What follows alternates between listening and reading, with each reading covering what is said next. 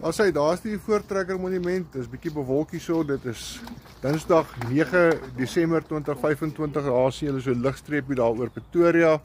en natuurlik die woord is uit, hier staan sy, ek het vir julle gesê, haar naam is Margrita, sy is klaar, sy is reg, die loop is toegemaak, alles is klaar gelaai, sy gaan vanaand afgevuur word, hier is die laaistok in my hand, ek is die assistent hierso,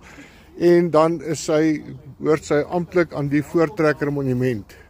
Die man wat hier so staan, is die kleinseun van Sarel Silje, hy gaan die kanon ontvang, en dan ook die Bybel wat dit saam met dit gaan. Nou Sarel, kan jy vir ons die gelofte aflê?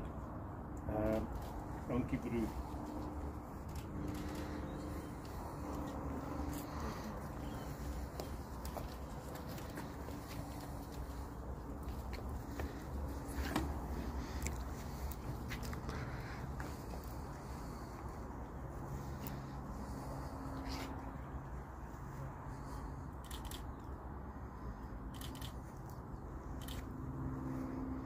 Hier staan ons, voor die heilige God van die hemel en die aarde,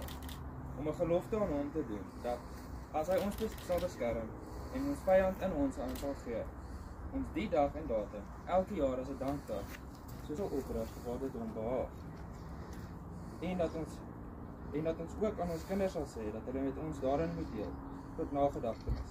ook vir die opkomende geslagte, want die eer van sy naam sal verheerlik word, deur die roem en die eer van oorwinning aan hom te gee.